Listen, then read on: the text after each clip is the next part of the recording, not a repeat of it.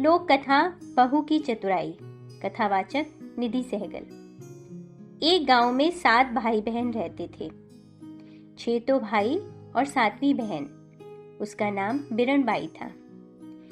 अब उसके माँ बाप तीर्थ जाने लगे तो माँ ने भौजाइयों को बुलाकर कहा, तुम मेरी लाडली बिरनबाई को सुख से रखना और कोई भी काम इससे मत कराना। भौजाइयाँ कहने लगी, सासू जी, हम तो आपके सामने जो कुछ कहना हो कह देती हैं, पर आपके जाने के बाद हम कुछ भी नहीं कहती। धन घड़ी धन भाग, हमारे तो केवल एक ननद बाई है, 10 पाँच तो है नहीं, और फिर वो तो अपने भाइयों से भी अधिक लाड से रही हैं। माँ बाप तीर्थ चले गए।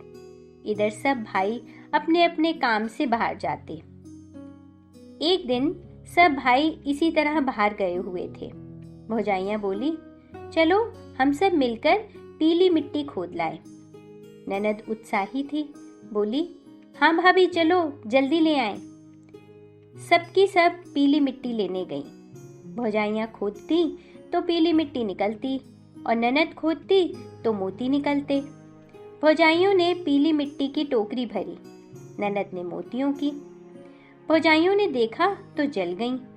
मन में कहने लगी, राण न जाने क्या जादू जानती है, घर पर भी न जाने क्या टोना टोटका करेगी। फिर वे कहने लगी, बाई तुम यहीं खड़ी रहो, तुमसे ये टोकरी नहीं उठेगी। हम अपनी टोकरियां खाली कराएं, फिर तुम्हारी ले चलेंगी। वे जाने लगी। बिरन बोली, नहीं भाभी, मैं भी चलती हूँ, उठा लूंगी इसे तो।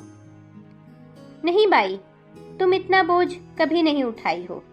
तुम्हें कहीं कुछ हो गया तो तुम्हारे भाई हमें खा जाएंगे। तुम तो थोड़ी देर यहाँ खड़ी रहो, हम अभी आती हैं। ननद बेचारी खड़ी खड़ी भौजाइयों की बाट जोहने लगी। ये भौजाइयाँ अब आती हैं, पर भाभियों के मन का कपट बेचारी क्या जाने। बैठे बैठे सारा दिन बीत गया, पर वे नहीं आई। सांझ हो गई।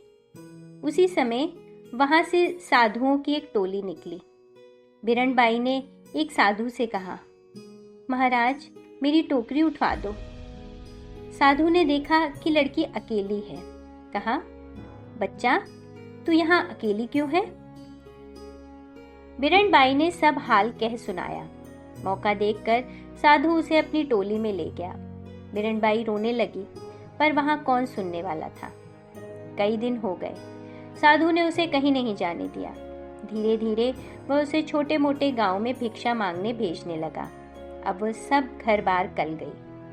साधु ने उसे उस गांव में जाने से मना कर दिया जहाँ की वो रहने वाली थी। उसने कहा कि उधर तुझे कोई पकड़ लेगा, वहां भीख नहीं मिलेगी। डर के मारे वो बेचारी उधर नहीं जाती थी। एक दिन साधु बीमार था। बिरनबाई को कुछ याद नहीं रहा और भूल से वह उसी गांव की गली में चली गई जहाँ की वो रहने वाली थी। उसकी एक भौजाई द्वार पर खड़ी थी। बिरनबाई जाकर गाने लगी, 7 भाई की एक बिरनबाई, मोतीड़ा हो खोदते जोगती पकड़ी, माई माई भिख्या दे। भाभियों ने उसे देखा तो ललकार कर भगा दिया। वह सब भाइयों के घर होती हुई आखिर छोटे भाई के द्वार पर पहुंची। वहां भी उसने यही गीत गाया। इतने में उसकी माँ सामने आई, कहने लगी, बाई तू क्या गाती है, एक बार फिर से तो गा। उसने फिर से गा दिया। माँ की आंखों से आंसुओं की धार बहने लगी। बिरन की आंखें भी डबडबा गईं। माँ सोच रही थी कि ऐसे ही मेरी बिरनबाई थी, पीली मिट्टी खोदते समय खान में दबकर मर गई, क्योंकि भौजाइयों ने आकर ऐसा ही बताया था। माँ कहने लगी, बाई तू रोज आया कर, मैं तुझे अपनी बेटी समझकर खूब चीजें दिया करूंगी। बिरनबाई को अपनी सब बात याद आ गई। उसने सारा हाल कहा तो माँ बेटी मिलकर खूब रोई। इस प्रकार बिरनबाई फिर अपने घर आ गई। अब माँ बाप ने उसका ब्याह करने का विचार किया। उधर साधु को मालूम हुआ कि बिरनबाई अपने घर चली गई है, तो वह अच्छा होने पर वहां आया। उस समय बिरनबाई की सगाई हो रही थी। साधु बोला, सगाई तो करो, पर चेली तो मेरी है। जब उसका ब्याह हुआ तो साधु आकर फिर कहने लगा, ब्याह तो करो, पर चेली तो मेरी है। ब्याह पूरा हुआ और बिरनबाई अपने ससुराल जाने लगी। साधु फिर आया और कहने लगा, लाडो तो ले जाओ, पर चेली तो मेरी है। इस तरह साधु बिरनबाई के पीछे पड़ गया। बारात घर पहुंची तो वहां भी साधु आकर कहने लगा, बारात तो आई, पर चेली तो मेरी है। जब इस प्रकार साधु बिरनबाई को जगह जगह छेड़ने लगा तो बिरनबाई घबराई। उसने कहा, ओ प्रियतम, ओ सास जी, मुझे 7 ताले में बंद करो, नहीं तो ये साधु मुझे पकड़कर ले जाएगा। बिरनबाई को ससुराल वालों ने 7 तालों में बंद करके सुलाया। अंधेरी रात थी। रात को खड़का हुआ।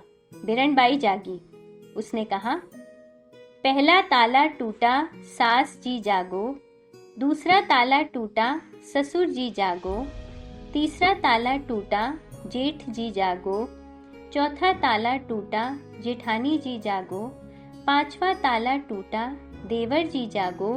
6ठा ताला टूटा, देवरानी जी जागो। 7वां ताला टूटा, प्रीतम जी जागो।